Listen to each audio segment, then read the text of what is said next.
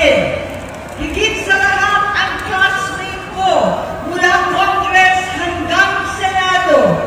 Senador Manong Dante Marcoleta.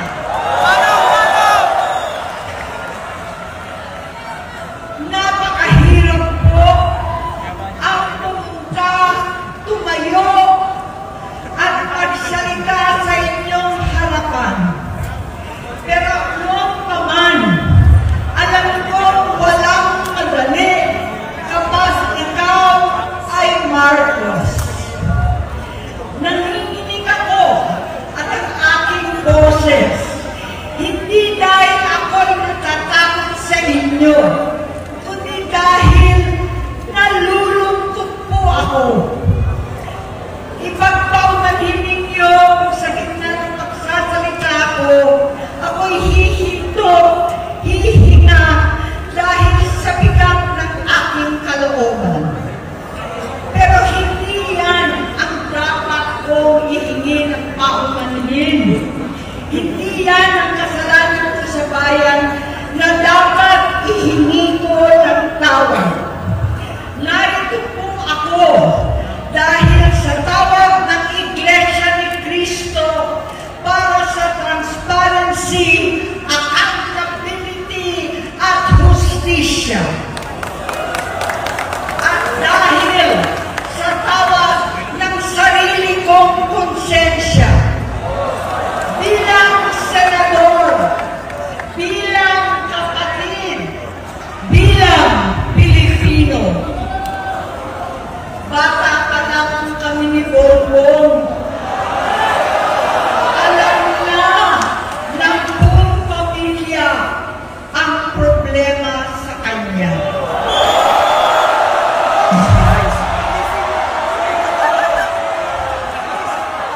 Sa totoo lang, mababasa naman ng lahat ang mga testimonya ng aking ama patungkol sa kanyang ugali at gawain. Noon, dahil may tatay pa kami, hindi ko pa siya responsibilidad. Noong tumatanda, ay mas naging nakakabahala. Batid ko na nagdadrag siya.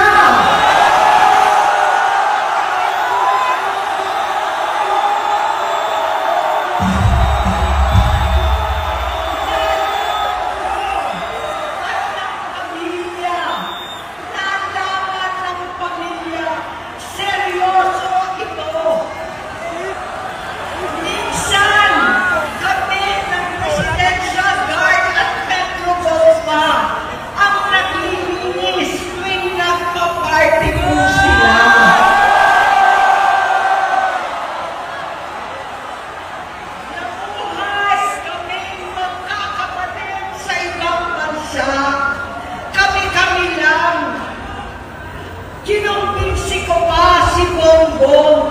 Pakasalan mo na si Lisa.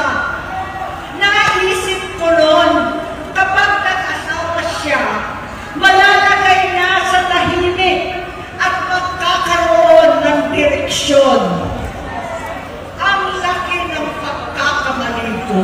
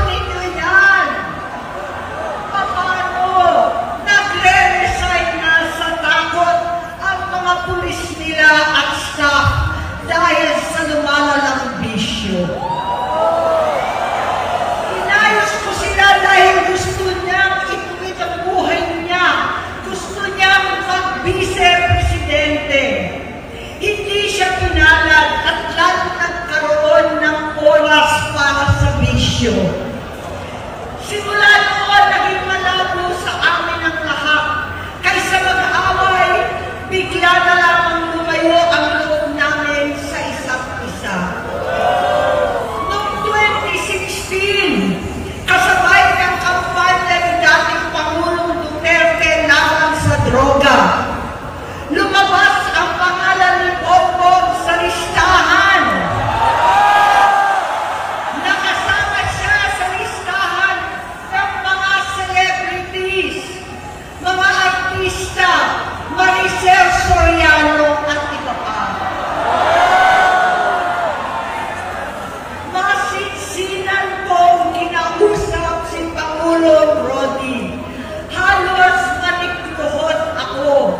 Sinabi ko ayon sa kapulisan, dapat unahin, usigin ang mga pusher at saka na lamang sagipin ang mga user.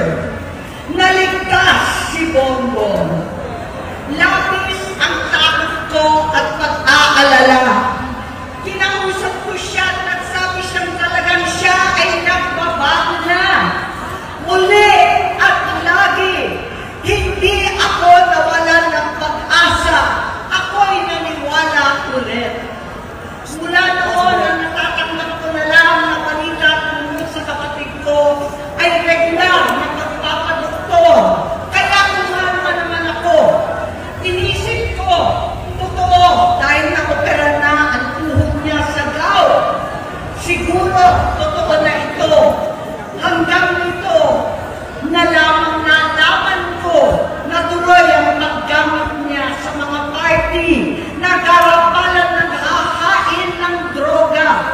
Pinagmamalaki pa ng mag-asawang kayang-kaya nila ang microdosing ng cocaine.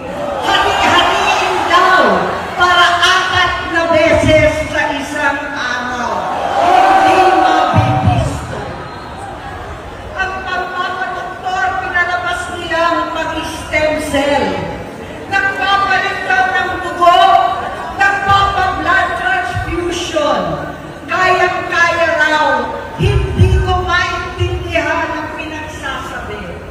Noong 2021, kahit papano, nagkikita kami at nagkakausap.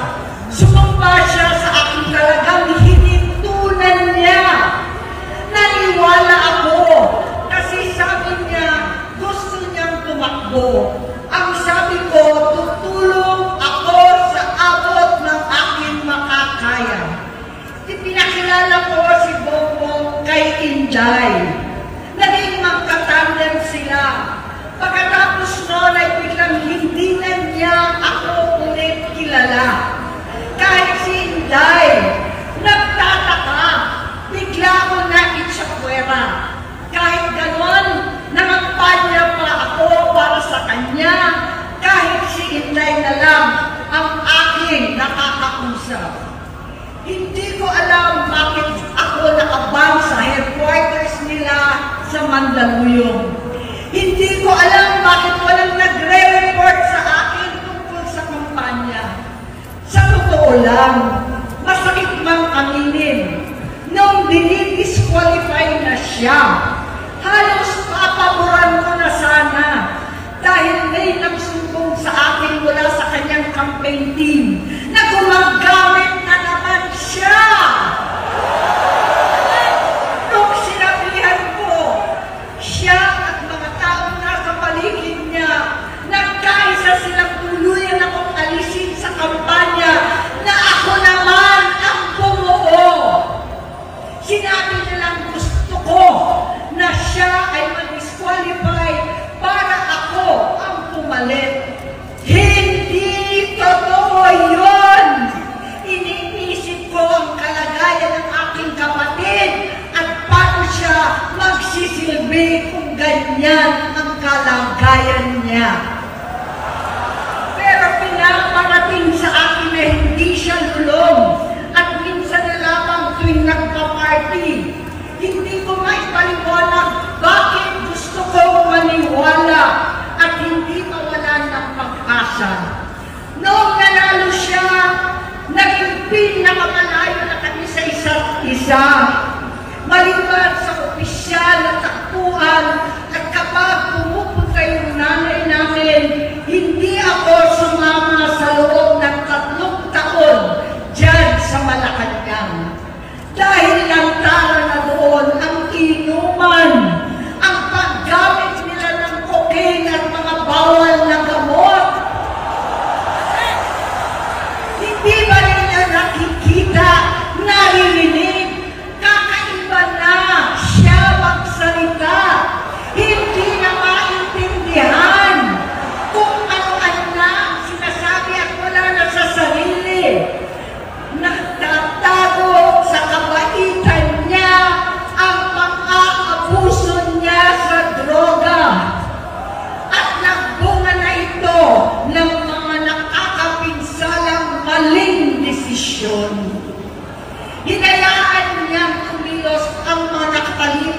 kanya.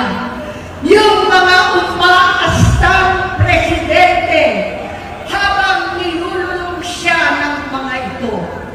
Hindi na kami nagkausap. Sa harap ng publiko, pinipili ko magmukha kaming maayos. Pero wala na kaming koneksyon. Hindi ko hinihiling na maunawaan ninyo ako, lahat kayo. Sa palagay ko, ang makakaunawa lamang sa akin ay ang mga pamilya may pinagdaanan sa adiksyon, sa inom, sa sugal, sa alak, sa bisyo, higit sa lahat, sa droga. Pag hindi ko siya nakakasama, buong aking loob na ipasok sa institusyon. Ipagamot, iparihab ko na yan. Pero, tuwing maghaharap kami noon, hindi kaya ng aking kalooban na gawin yon. Tuwing magsasabi siya sa akin na magbabago na siya, hindi ko siya kayang tiisin. Hindi ko kayang ipagkait sa kanya pagkakataon at pagbabakasakali, umaasa ako at laging nananalangin na sana, oo nga, nagbago na siya. Hanggang dumating ang 2024 at 2025, yung bisyo niya na ang dahilan ng pagbahak ng korupsyon, kawalang direksyon, at maling-maling mga desisyon. Walang accountability, wala nang hustisya. Hindi na niya alam ang nangyayari.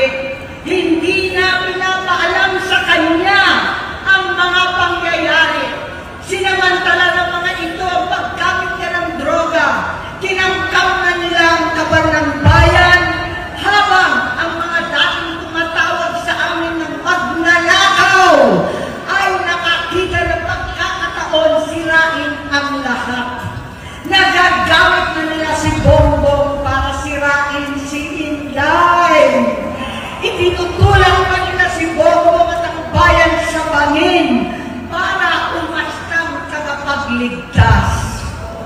Mula sa pagtraidor at pagpapahamak kay VP Inday, sa confidential funds na tutuusin ang galing naman sa opisina ng Pangulo, hanggang sa pagpadukot sa dating Pangulong Duterte para itago na lamang sa ibang bansa. Ang kabaitan ni Bongbong ay naging kalupitan. Karapalan ng pagtatakip sa kanya ng mga nasa Congress, sa Senado, mga miyembro ng kabinete. Kitang-kita na ng taong bayan, wala nang puwang ang kahihiyan. Para bang nauulit ang bangungot ng kasaysayang dinanas namin noon. 68 years old po ang tatay ko nung pinatalsik sa pwesto. 68 years old na rin si Bongbong ngayon. November 17 din noong 2021, nung nakumbinsi ko si Inday na magbise kay Bongbong. November 18 po, bukas, ang ikatlong araw natin. Siyam na taon na nakakaraan. Saktong November 18 pa talaga na pinatiting ni Pangulong Duterte ang tatay ko sa libingan ng mga bayani. Halo-halo na ang aking nararamdaman, pero alam ko ito ang dulo at hangganan ng aking pagtitiis at pananahimik. Hindi na tayo mananahimik. Dahil nalaman ko pati ang mga anak niya ay nagdodroga na.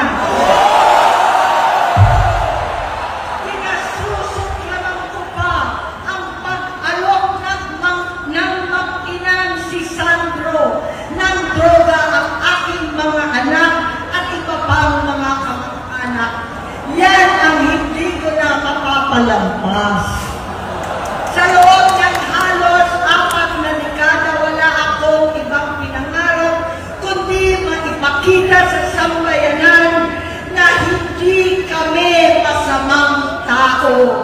Hindi masama ang pamilya Marcos. Gusto kong ibangon ang dangal ng aking ama. Sa pamamagitan ng nagpagtatrabaho para sa bayan, sinikap kong maging mabuting gobernador, tinakawan, senador. Hindi ako halos nagpapahinga para makapag-iwan sana ng legasiya na kapag sinabing Marcos, nabawi na namin ang tingin sa nakaraan. Ngunit sa kagustuhan kong maging responsableng anak, matupad ang pangako ko sa aking ama, nabigo ako maging mabuting kapatid. Naging mahina ako kay Bongbong sa kapulisan at sundalo sa lahat ng mga leader at tagapagpatupad ng batas. Siya ang Pangulo natin ngayon. Sinabi ko kung anong kalagayan niya ngayon. Tulungan niyo ako mapabuti ang kanyang kalagayan. Tulungan niyo ako matulungan siya. Hindi niya ako kalaban. Ang kalaban niya ay ang sarili niya. At nadadamay ang bansa sa laban na yan. Bilang senador at lingkod bayan, batid ko ang mga problema at gaya ng bayan, alam ko rin ano ang solusyon. Sa pagkakawatak-watak, patuloy na pamumulitika, pagnanasa sa kapangyarihan ng mga talunan naman, kaguluhan sa Mindanao, alanganing giyera sa China at Estados Unidos, kawalang pananagutan sa flood control scam, karapalan tahiman, panggigipit sa hindi kaalyado, pagkakanulo sa kapwa Pilipino, pagdakip sa dating Pangulong matandang may sakit upang ihagis lamang sa bansang dayuhan, pagsadsad ng piso, paglaganap ng gutom, paghihingalot ng ekonomiya, at pagsasawalang bahala sa taong bayan. Ang delubyo at kalamidad na nagdudulot ng parusa, ang korupsyon na nauwi sa kawalan ng tiwala at hustisya sa Pilipinas, sa kanyang pamahalaan, lahat ng yan ay masusolusyonan kung ikaw, aking kapatid, magsaayos ng iyong sariling kalusugan. Humupa ang ingay sa politika, kapag umuwi na kami sa aming pamilya, hindi bilang senador, kundi bilang ate, bilang si Manang Aimee ni Bonget. Kaya ito sasabihin sa harap ng taong bayan, sa harap ninyong lahat, at sa harap ni Bongbong. Bonget, 3 taon na tayong hindi nakakausap. 3 taon ko nang sinusubukan muli na ako'y pakinggan. Siguro ngayon ay makakarating ng buo ang gusto kong sabihin. Walang mapapawasan, hindi madadagdagan. Bongbong, nag-aalala sa iyo si Manang. Tuwing nakikita kita sa TV, gusto kitang puntahan. Napakalaki ng pinagbago mo. Itsura, pagsasalita, takbo ng pag-isip. Minsan, napapatanong ako sa sarili ko, ikaw pa ba yan? Si Bongbong ba talaga yung nakikita ko? Pero ako, aling ko, ako pa rin ito. Ako pa rin ang ate mo na tumayong ama't ina sa inyo sa ibang bansa. Ang kasama no sa sumubok na sanggahin lahat ng sakit para sa iyo. Ang kapatid mo na hindi mo kailangan hingan ng tawad dahil agad ka nang iniintindi at tatanggap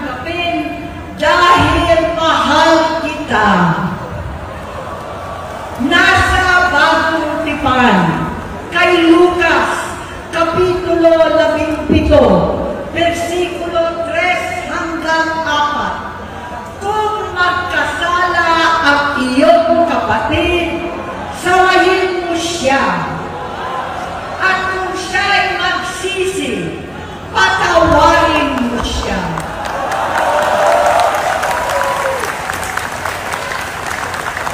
Tama na, adik ko. Tapusin mo na ang paghihirap mo at ng bayan.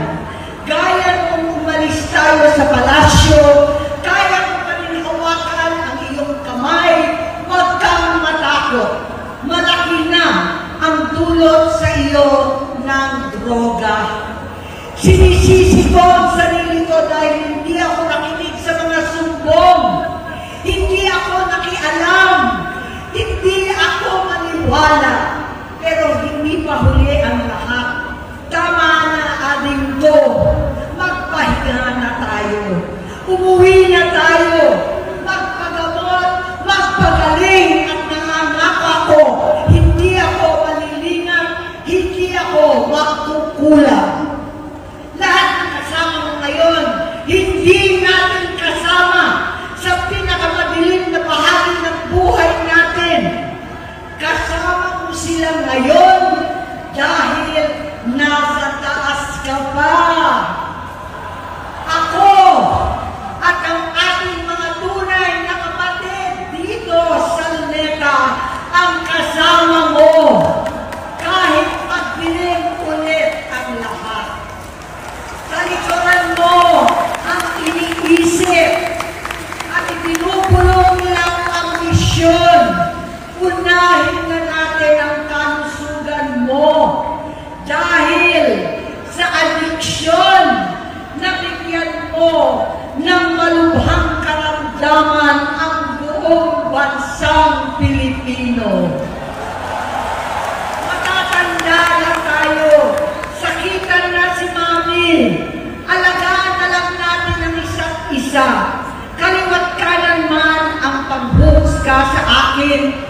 Malinaw sa aking puso na dapat mauna ang Diyos, ang bayan, pamilya at sarili.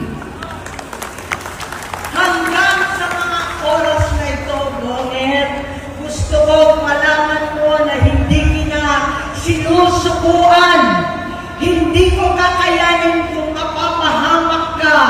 Kaya hinihingi ko na tayo'y umuwi na, mamahinga alang sa iyong kalusugan. Kaya ko mabigo at mawala sa iyo ang posisyon, pero hindi ko kayang mawala ka sa amin. Ayusin mo ang sarili mo. Magpagamot, alisin ang droga sa iyong sistema. Wala akong ibang gusto kundi gumaling ka, malagpasan natin ito muli. Dahil wala akong ibang hinahangad bilang ate, kundi maging masaya ka, maging ligtas sa panganib, malusog, matagumpay sa buhay. Itama ang mali, labanan ang adiksyon, at ako hindi kailanman aalis sa iyong tabi. Susuporta at hindi titigil, manalangin kasama ninyo dito sa Luneta at sa buong mundo. Dahil iyon naman ang tungkulin at ibig sabihin ng salitang kapatid, kapatid, mabuhay kayong kapatid. Maraming salamat po, Senator